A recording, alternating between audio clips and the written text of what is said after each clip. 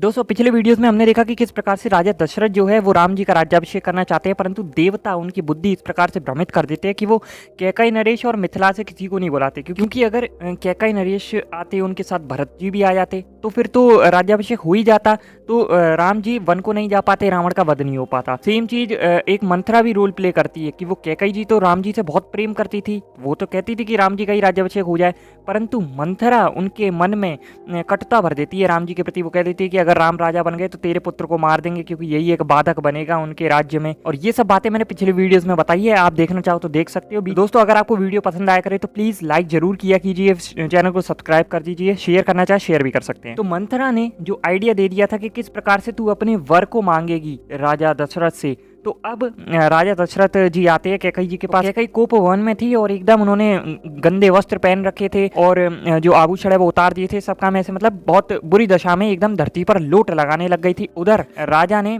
ये सोचा कि अब सबको पता चली गया है ये बात कि अब राज्याभिषेक होने वाला है राम जी का, और रानी को अभी किसी भी रानी को ये बात पता नहीं थी, तो वो बड़े प्रसन्न होते हैं। तो वो सोचती है कि चलो अपनी प्यारी रानी कैकई से अब मैं ये संवाद करूंगा, बताऊंगा उन्हें कि अब राम जी का मैं राज्याभिषेक करने वाला हूँ। तो दशरथ जी जब कैकई के भवन में प्रवेश करते हैं तो वो भवन एकदम स्वर्ग की भांति था, बहुत सारे अच्छे अच्छे भोजन और स्वर्ण के आभूषण और सब चीजें वहां पर थी, पर वहां पर कैकई को नहीं पाते हैं। और ऐसा बताया गया है कि जब भी मतलब वो समय होता है जब राजा कैकई के पास जाते थे तो कैकई हमेशा वहीं मिलती थी उन्हें, लेकिन इस बार वो नहीं मिली। तो वो पूछते हैं, वहां पर बहुत सारी दासियां होती है, बौनी दासियां होती हैं और भी दासियां होती है, तो वो पूछते हैं कि वो कहाँ हैं, तो वो बताती हैं उन्हें कि वो दौड़ी हुई एकदम कुपित होकर कोप भवन की तरफ गई हैं। तो ये जानकर दशरथ जी को दुख होता है, परंतु वो कोप भवन की ओर जाते हैं और वहाँ देखते हैं वही सब हालत जो मैंने बताई है वो सब होती है, वो धरती पर लोट लगा रही होती हैं। तो वो बड़े प्रेम से अपने दोनों हाथों से उन्हें टच करते हैं, स्पर्श करते हैं, और थोड़ा मन में उनके भय भी होता है कि जाने क्या कहेगी क्या करेगी। तो वो उनसे कहती हैं कि मुझे ऐसा तो दिखाई नहीं देता कि मैंने तुम्हारा कोई अपराध किया हो, तो फिर किस कष्ट के कारण तुम इस प्रकार से मतलब लोट लगा रही हो, धूल में सनी हुई। साथ ही वो ये भी कहती हैं कि तुम मुझे बताओ तुम्हारा क्या मनोरथ है, मैं उसे पूरा करके ही रहूंगा, चाहे मुझे प्राण ही क्यों ना देने पड़े। वो कहते हैं जहां तक सूर्य का चक्र घूमता है वहां तक की सारी पृथ्वी मेरे अधिकार में, अतः तुम जो भी लेना चाहो मांगना चाहो उसके बारे में मुझे बताओ। वो कहती है कि बस मेरा एक मनोरथ है, अभिप्राय है, वो मैं आपके द्वारा सिद्ध करना चाहती हूँ, तो आप मुझे पूरा एक तरह से वचन दीजिए, प्रतिज्ञा कीजिए कि आप मेरा मनोरथ पूरा करेंगे। तो दशरथ जी एकदम काम से मोहित थे और वो बहुत ही सुंदर थी, तो वो कहते हैं कि ठीक है, मतलब उनके जो केश है उन पे हाथ फेरते हैं, उनका सर उठाकर अपनी गोदी में रखते हैं, उन्हें उठाते हैं इस प्रकार से। साथ ही वो श्री राम की शपथ खा लेते हैं। अब बताओ, मतलब वो तो राम जी से इतना प्रेम करते थे, और ये हमारे लिए एक शिक्षा है कि ऐसा कोई भी बिना जाने कोई काम न करें जिसके लिए आपको बाद में पछताना पड़े। अब वो पक्का करने की कोशिश करती है, वो कहती है कि राजन आप जिस तरह क्रमशः शपथ खाकर मुझे वर देने को उद्यत हुए हैं उसे इंद्र आदि 33 देवता सुन लें, चंद्रमा सूर्य आकाश ग्रह रात दिन दिशा जगत यह पृथ्वी और गंधर्व राक्षस रात में विचरने वाले प्राणी घरों में रहने वाले ग्रह देवता तथा इसके अतिरिक्त भी जितने भी प्राणी हो वे सब आपके कथन को जान लें, आपकी बातों के साक्षी बने। तब देवता सुने, महातेजस्वी सत्य प्रतिज्ञ धर्म के ज्ञाता सत्यवादी शुद्ध आचार विचार रखने वाले, और ये सब सुने कि महाराज मुझे वर दे रहे हैं। फिर इस प्रकार से प्रशंसा कर देती है। उसके बाद फिर वो बताती है कि जो मैंने पिछले वीडियो में बताया कि किस प्रकार से देवासुर संग्राम होता है, राजा दशरथ घायल हो जाते हैं, तो ये बताती है कि मैंने आपको तरह तरह के प्रयत्न करके पूरी रात जाग कर आपके प्राणों की रक्षा की थी, तब आपने मुझे 2 वर देने के लिए कहा था, तब मैंने कह दिया था समय आने पर मांगूंगी, तो आज अगर आपने वो वर मुझे नहीं दिया तो मैं अपने प्राणों को त्याग दूंगी। तब वो कहती है कि ध्यान से आप मेरी बात सुनिए। तो वो कहती है कि यह जो श्री राम के राज्याभिषेक की तैयारी की गई है, इसी अभिषेक सामग्री द्वारा मेरे पुत्र भरत का अभिषेक किया जाए। और दूसरे वर में वो कहती है कि श्री राम तपस्वी के वेश में वलकल तथा मृग चर्म धारण करके 14 वर्षों तक दंडकारण्य में जाकर रहे, भरत को आज निष्कंटक युवराज पद प्राप्त हो जाए। और इतना सुनते ही तो महाराज दशरथ के एकदम होश उड़ जाती हैं, एक मुहूर्त तो बिल्कुल संताप में रहते हैं, कुछ पता ही नहीं चलता उन्हें कि ये क्या मैं स्वप्न देख रहा हूँ या फिर आदि व्याधि के कारण कोई मन में उपद्रव हो रहा है, ये भ्रम तो नहीं है कहीं। दशरथ जी रोष में भरकर कहते हैं कि अहो धिक्कार है, यह कहकर वो बेहोश हो जाते हैं। जब उन्हें चेत आता है तो वो कहते हैं कि दयाहीन दुराचारिणी कैकई, तू इस कुल का विनाश करने वाली डाइन है। पापिन, बता मैंने अथवा श्री राम ने तेरा क्या बिगाड़ा है? श्री रामचंद्र तो सदा तुझे सगी माता जैसा ही मानते हैं, फिर तू किस लिए उनका अनिष्ट करने पर उतारू हो गई है? मालूम होता है मैंने अपने विनाश के लिए ही तुझे अपने घर में लाकर रखा था। मैं नहीं जानता था कि तू राजकन्या के रूप में तीखे विष वाली नागिन है। वो कहते हैं कि सारा जगत श्री राम की प्रशंसा करता है और मैं उन्हें त्याग दूं? मैं कौशल्या और सुमित्रा को भी छोड़ सकता हूँ, राज लक्ष्मी का भी परित्याग कर सकता हूँ, परंतु भक्त श्री राम को नहीं छोड़ सकता। फिर वो बहुत सारी बातें कहते हैं कि जैसे संभव है कि संसार सूर्य के बिना टिक सके, खेती जो है बिना पानी के उपज सके, परंतु श्री राम के बिना मेरे शरीर में प्राण नहीं रह सकते। वो कहते हैं ऐसा वर मांगने से कोई लाभ नहीं है और ये सब विचार तू त्याग दे। मैं तेरे पैरों में अपने मस्तक को रखता हूँ, मुझ पर प्रसन्न हो जा पापिनी। तूने अपने मन में ऐसी मतलब क्रूरतापूर्ण बात सोची भी क्यों? इसे त्याग दे। और वो उनका पहला वर तो मान भी लेते हैं। वो कहते हैं ठीक है कि अगर तू भरत को बनाना चाहती है राजा, ठीक है, कोई दिक्कत नहीं है, मैं बना दूंगा, परंतु श्री राम को वन न भेज। और वो ये भी कहते हैं कि जो तू कहती थी कि श्री राम मेरे बड़े बेटे जैसे हैं, आपने देखा होगा बहुत से लोग कहते हैं अरे ये तो हमारे बेटा जैसा हो है, परंतु व्यवहार उनका वैसा नहीं होता है बेटे जैसा। तो वही चीज़ है कि मालूम होता है कि तूने बस वो चिकनी चुपड़ी बातें करती थी, श्री राम से बस तू सेवा कराना चाहती थी इसलिए बोलती थी, वरना तेरा लगाव मन से तो कुछ नहीं था। वो कहते हैं आज से पहले तूने कभी ऐसा आचरण नहीं किया जो अनुचित अथवा मेरे लिए अप्रिय हो, इसलिए तेरी आज की जो बात है उस पर मुझे विश्वास ही नहीं होता है। वो कहते हैं मेरे यहाँ पर सहस्त्र स्त्रियां हैं, बहुत सुंदर सुंदर हैं, उपजीवी भृत्यजन और अनेक प्रकार के लोग वगैरह हैं, परंतु मैंने किसी के मुख से भी श्री राम के प्रति सच्ची या झूठी शिकायत नहीं सुनी है, वो इतने अच्छे हैं। कैकई, मैं बूढ़ा हूँ, मौत के किनारे बैठा हूँ, मेरी अवस्था सोचनीय हो रही है और मैं दीन भाव से तेरे सामने गिड़गिड़ा रहा हूँ, तुझे मुझ पर दया करनी चाहिए। कैकई, मैं तेरे आगे हाथ जोड़ता हूँ, तेरे पैरों को पड़ता हूँ, तू श्री राम को शरण दे जिससे कि मुझे कोई पाप न लगे। और वो कहती हैं कि पृथ्वी पर जो कुछ भी मिलता है मैं तुझे सब ला कर दे दूंगा, परंतु ये जो मन में तेरे विचार आए इसको त्याग दे। जब वो ये सब बातें कह रही थी तो बीच बीच में कई बार उनकी चेतना लुप्त हो जाती है, उन्हें चक्कर आने लगती है, मतलब तबीयत एकदम से खराब होने लगती है। तो फिर उसके बाद कैकई कहती है कि यदि 2 वरदान देकर आप फिर उनके लिए पश्चाताप करते हैं तो वीर नरेश इस भूमंडल पर आप अपनी धार्मिकता का ढिंढोरा कैसे पीट सकेंगे? धर्म के ज्ञाता महाराज, जब बहुत से राजर्षि एकत्र होकर आपके साथ मुझे दिए हुए वरदान के विषय में बातचीत करेंगे तो उस समय आप उन्हें क्या उत्तर देंगे? मतलब अब ये इन्हें भयभीत कर रही है कि देखो ऐसे ऐसे अपमान होगा तुम्हारा। तो वो आगे कहती है कि राजा शैब्य ने बाज और कबूतर के झगड़े में कबूतर के प्राण बचाने की प्रतिज्ञा को पूर्ण करने के लिए बाज नामक पक्षी को अपने शरीर का मांस काट कर दे दिया था। इसी तरह राजा अलर्क ने एक अंधे ब्राह्मण को अपने दोनों नेत्र दान कर दिए और उच्च गति परम गति को प्राप्त हुए थे। वो आगे कहती है कि समुद्र ने अपनी नियत सीमा को न लांघने की प्रतिज्ञा की थी, मतलब जिस एरिया तक है, जिस सीमा तक है वहीं तक रहूंगा। तो अब तक उसने उसका उल्लंघन नहीं किया, हालांकि अब तो समुद्र बढ़ने लगा है। वो भी कह रहे हो कलयुग यार, तुम नहीं धर्म का पालन कर रहे तो मैं क्या करूंगा। खैर, तो आगे वो कहते हैं कि परंतु आप मेरी बात क्यों सुनोगे? फिर से एक तरह से नमक मिर्ची जलाने का काम कर रही है कि आप तो धर्म को तिलांजलि देकर श्री राम को राज्याभिषेक देकर रानी कौशल्या के साथ मौज उड़ाना चाहती हैं। एक तो ये मौज उड़ाना चाहती हैं ये बोलकर तो और मतलब दिल पे चोट कर रही है उनके। वो कहती है मुझे कुछ बदलाव नहीं चाहिए इसमें, मुझे बस यही चाहिए कि ये दोनों मेरे वर इसी प्रकार दीजिए, और अगर नहीं करे अपने पूरे तो मैं विष पीकर मर जाऊंगी। और उनकी राजा दशरथ जी की हालत बहुत ज़्यादा ख़राब हो जाती है, एकदम बार बार वो बेहोश हो रहे थे, फिर आ रहे थे, जाग रहे थे मतलब। और फिर वो कैकई को देखते हैं और दोनों चुप हो जाते हैं, क्योंकि दोनों ने अपनी बातें कह दी है।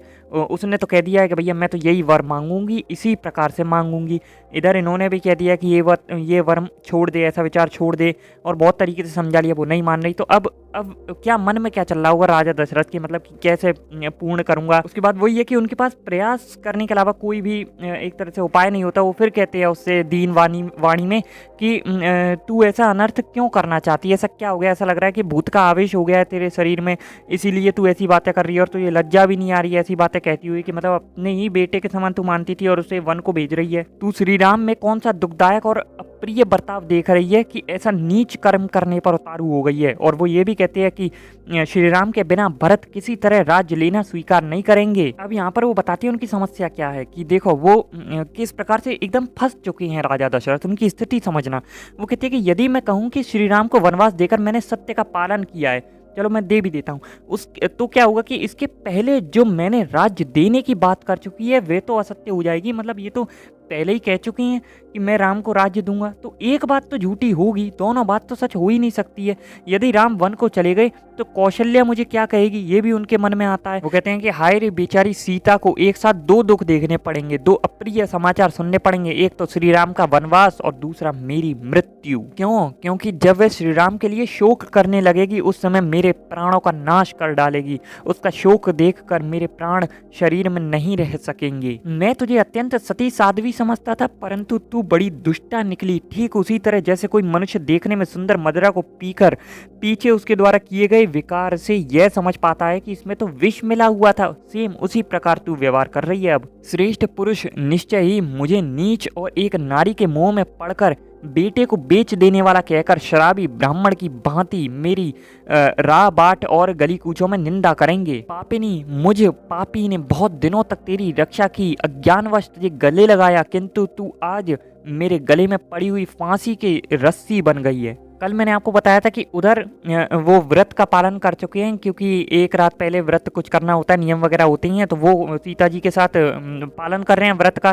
तो पहली बात तो इनके दिल में आता है कि मैं अब इतना सब हो गया, कैसे कहूँगा कि यार अब मैं आपको राज्य नहीं दे सकता, राम को राज्य नहीं दूंगा, मैं भरत को दूंगा और तुमको वन में जाना होगा। और वो ये भी कहते हैं कि मैं उनसे ये कह दूंगा ना कि वन में जाना है आपको, तो वो बहुत अच्छा कहकर चले भी जाएंगे, वो कोई भी प्रतिकूल बात नहीं कहेंगे। और वो शुरू से ही मेरी सेवा करने में दुबले होते चले आए हैं, तो अब उनके लिए सुख भोगने का समय आया है, तो उनको वन में जाकर उसके महान कष्ट भोगने पड़ेंगे। वो कहते हैं कि राम जी जब वन चले जाएंगे मेरी मृत्यु हो जाएगी, तो पता नहीं तू कौशल्या पर कौन सा अत्याचार करेगी, उनके साथ कैसा व्यवहार करेगी, और ये सब होने पर कौशल्या भी मेरे पीछे पीछे आ जाएगी, और यही हाल फिर सुमित्रा जी का भी होगा। वो कहते हैं कि यदि भरत को भी श्री राम का यह वन में भेजा जाना प्रिय लगता है तो मेरी मृत्यु के बाद वे मेरे शरीर का दाह संस्कार न करें। अब गुस्सा भी हैं, वो दुखी भी हैं, तो वो क्या कहते हैं कि स्त्रियों को धिक्कार है क्योंकि वे शठ और स्वार्थ परायण होती है, परंतु मैं सारी स्त्रियों के लिए ऐसा नहीं कह सकता, केवल भरत की माता की ही मैं निंदा करता हूँ। यहाँ से ये देखो कि इतने गुस्से में है, इतने दुख में है, बहुत सारी उनके अंदर विचार चल रहे हैं, फिर भी वो इस बात का ध्यान रखते हैं कि मैं सभी स्त्रियों को ऐसा न कहूँ। हम गुस्से में होते हैं, हम तो सबको कह देंगे। फिर वो कहती हैं कि ओ कैकई राज के कुल की जीती जागती कलंका, तू चाहे ग्लानी में डूब जा, अथवा आग में जलकर खाक हो जा, अथवा विष खाकर प्राण दे दे, अथवा पृथ्वी में हजारों दरारें बनाकर उसमें समा जा, परंतु मेरा अहित करने वाली तेरी यह अत्यंत कठोर बात मैं कदापि नहीं मानूंगा। और ऐसी और बातें कहते हैं। उसके बाद वो फिर क्या कहते हैं कि अब तू मेरा अहित न कर, मैं तेरे पैर छूता हूँ, तू मुझ पर प्रसन्न हो जा। मतलब भाव किस प्रकार से चेंज हो रहे हैं, पहले एकदम गुस्सा होती है, कटु वचन कहते हैं, उसके बाद फिर दोबारा, क्योंकि वो जानती हैं कि मैं करूं तो क्या करूं, मतलब दोनों तरफ से ही फंस गया हूं। तो अब कैकई के मन में भी थोड़ा सा डाउट हो रहा है कि मतलब क्या पता ये वर देंगे कि नहीं देंगे, तो अब थोड़ा और उसका क्रोध बढ़ता जाएगा। तो वो कहती है कि आप तो डींगे मारा करते थे कि मैं बड़ा सत्यवादी और दृढ़ प्रतिज्ञ हूँ, फिर आप मेरे इस वरदान को क्यों हजम नहीं कर पा रहे हैं। आगे वो कहते हैं कि मैं पहले पुत्रहीन था, ये आपने मेरी स्टार्टिंग की वीडियो में देखा होगा कि खीर खाने से किस प्रकार से राम जी का जन्म होता है। तो फिर वो कहते हैं कि लेकिन मैंने बहुत परिश्रम किया जिसके कारण राम को पुत्र रूप में प्राप्त किया, उनका मेरे द्वारा त्याग कैसे किया जा सकता है, मतलब इतना परिश्रम करके तो मैंने पुत्र प्राप्त किया, अब उनका मैं त्याग कर दूं। रात हो चली थी और कई प्रहर बीत चुके थे। वो बीच बीच में कई बार बहुत सारी बातें कहते, हाथ जोड़ते कि प्लीज ऐसा मान जा, मतलब एक तरीके से इनके जो आंखें हैं वो लाल हो चुकी थी एकदम, और बताया कि उनकी हालत बहुत ज़्यादा खराब हो चुकी थी, परंतु जो कैकई थी वो किसी प्रकार संतुष्ट न हुई, किसी प्रकार से उसने उनकी आज्ञा का पालन नहीं किया। और फिर वो दोबारा से एकदम ज्ञान की बातें फिर करती कि सत्य ही प्रमाण रूप शब्द ब्रह्म है, सत्य में ही धर्म प्रतिष्ठित है, सत्य ही अविनाशी वेद और सत्य से ही पर ब्रह्म की प्राप्ति होती है। ये सब इसलिए ताकि कैसे भी करके राजा एक बार मान जाएं। फिर वो कहती हैं कि धर्म के ही अभीष्ट फल की सिद्धि के लिए तथा मेरी प्रेरणा से भी आप अपने पुत्र श्री राम को घर से निकाल दीजिए। और मैं इस कथन को 3 बार दोहराती हूँ। अब वो कहती है कि अगर आप मेरी प्रतिज्ञा का पालन नहीं करेंगे तो मैं आपके सामने अपने प्राणों का परित्याग कर दूंगी। अब एक और समस्या राजा के लिए, यार ना मानूं तो ये मर जाएगी, तो फिर मैं क्या कहूंगा लोगों को कि मैंने वचन दिया था और वचन को पूरा नहीं कर पाया, इस कारण से ये मर गई, तो ये भी गलत बात होगी। तो राजा दशरथ जी कहती हैं, वो एक श्लोक कहती हैं कि इस मंत्र को मैंने पाठ करके तेरा हाथ पकड़ा था और मैं अब उसे त्यागता हूँ, उसे छोड़ता हूँ और साथ ही तेरे और अपने द्वारा जो उत्पन्न हुआ पुत्र है उसे भी त्यागता हूँ। और उस समय फिर एकदम रात बीत चुकी होती है और सुबह हो चुकी होती है, सूर्य देव निकल चुके होते हैं। तो सूत पुत्र अपने घर के मतलब महल के बाहर दरवाजे पर खड़े होते हैं। तो वहाँ वशिष्ठ जी उनसे कहते हैं कि शीघ्र करो और महाराज जी को बुला लाओ। तो सुमंत्र जी उनकी स्तुति करते हुए महल में प्रवेश करते हैं, आगे जाते हैं और द्वारपाल थे वो उन्हें रोक नहीं पाते, क्योंकि जो महाराज हैं उन्होंने पहले ही आज्ञा दे रखी थी कि किसी समय भी भीतर आ सकते हैं, वो कोई भी उन्हें रोकेगा नहीं। तो राम जी के जो राज्याभिषेक की सारी तैयारियां हो चुकी थी, जो भी सामग्री, बहुत सारी सामग्री लिखी है कि ये दूध दही ये वो सब मंगाना था, तो वो बताऊंगा तो बहुत लंबी वीडियो हो जाएगी। तो वो सब आ चुकी थी। तो वो सुमंत्र जी कहते हैं कि आप चलिए, राजा का तो सामने आना बहुत जरूरी होता है, तभी तो प्रजा संतुष्ट होगी। अच्छा, सुमंत्र तो स्तुति किए जा रहे हैं, उनको पता ही नहीं है कि अंदर क्या विवाद चल रहा है। और उनके इस तरह के सार्थक वचनों को सुनकर राजा दशरथ पुनः शोक से ग्रस्त हो जाते हैं। दशरथ जी कहते हैं कि तुम ऐसी बातें सुनाकर मेरे मर्म स्थानों पर और अधिक आघात क्यों कर रहे हो। अब ये इनको तो पता ही नहीं था कि क्या हो रहा है। तो जैसे ही ये देखते हैं, थोड़ा दृष्टिपात पड़ता है इनका मुख पर और इनकी आंख वगैरह लाल हो चुकी थी। तो सुमंत्र हाथ जोड़े हुए उस स्थान से थोड़े से पीछे हट गए। जब दुख और दीनता के कारण राजा स्वयं कुछ नहीं कह सके, तब मंत्रा कैकई जो थी वो कहती है कि ये बहुत ही उत्साहित थे और रात भर से जाग रहे थे, तो थक जाने के कारण अब इस समय ने नींद आ गई है। तो कैकई जी कहती हैं कि तुम बस अभी रामचंद्र जी को ही बुला लाओ। तो वो कहते हैं कि मैं राजा की आज्ञा सुने बिना कैसे जा सकता हूँ। तो फिर राजा उन्हें आज्ञा देते हैं कि जाओ, सुंदर श्री राम को मैं देखना चाहता हूँ और उन्हें शीघ्र से शीघ्र बुला लाओ। तो वहाँ पर बहुत सारे लोग भी आ चुके थे। तो वो कहते हैं कि राजा को तो यहाँ पर होना चाहिए था, पर अभी तक राजा दिखाई नहीं दे रहे हैं। तो सुमंत्र जी उनके बाहर ना आने का कारण उन्हें बताते हैं कि मतलब वो उत्साहित रहे थे तो सो नहीं पाए थे, तो इस वजह से अभी सो रहे हैं। तो इधर फिर ये आते हैं राजा के पास और स्तुति करते हैं सब। तो फिर वो इन्हें जगाने की कोशिश करते हैं। सेठ, साहूकार, ब्राह्मण सभी आ चुके हैं, तो वो आपके दर्शन करना चाहते हैं, तो जागिए। वो दशरथ जी कहते हैं कि सूत श्री राम को बुला लाओ, यह जो मैंने तुमसे कहा था उसका पालन क्यों नहीं हुआ है। ऐसा कौन सा कारण है जिससे मेरी आज्ञा का उल्लंघन किया जा रहा है। मैं सोया नहीं हूँ, तुम श्री राम को शीघ्र यहाँ बुला लाओ। तो सुमंत्र जी जो हैं वो राम जी के महल पर पहुंच जाते हैं और वो स्वर्ग के समान एकदम लगता है। वहाँ पर पशु पक्षी होते हैं और भी बहुत सारी चीज़ें बताई गई है, वो सब होती हैं। तो वो देरी ना करते हुए कहते हैं, वहाँ पर जो सेवा करते हैं मतलब द्वारपाल वगैरह होते हैं, उनसे कहते हैं कि रामचंद्र जी को बुला लाओ। वो कहते हैं कि उन्हें अंदर ही भेज दो। तो वो अंदर जाते हैं। वो देखते हैं कि वो तो व्रत पर बैठे हुए थे, तो चंदन का लेप वगैरह लगा हुआ था, पूजा की सामग्री वगैरह वहाँ पर थी, वो पूजा पाठ वगैरह जो भी थे वो कर रहे थे और सीता जी पास में बैठ के चंवर डुला रही थी। तो सुमंत्र जी बता देते हैं कि राजा दशरथ आपको शीघ्र देखना चाहते हैं। तो वो सोचते हैं पिताजी और माता कैकई दोनों मिलकर मेरे विषय में ही कुछ विचार कर रहे होंगे और वैसे भी अभिषेक हो रहा है तो उसी के संबंध में कोई बात होगी। तो रामचंद्र जी अपने महल से निकलते हैं और रथ पर बैठते हैं और राजा के महल की तरफ जाते हैं। तो वहाँ पर रास्ते में बहुत भीड़ होती है, बहुत सारी स्त्रियां उनके गुणगान कर रही होती है और कहती है सीता जी बहुत सौभाग्यशाली हैं और बहुत सारी बातें वो सब सुनते हुए जाते हैं, प्रसन्न होते हैं। तो आज हम यहीं तक रखते हैं। अब कल देखेंगे कि किस प्रकार से सुमंत्र जी हैं और बाकी सभी को इस बारे में पता चलता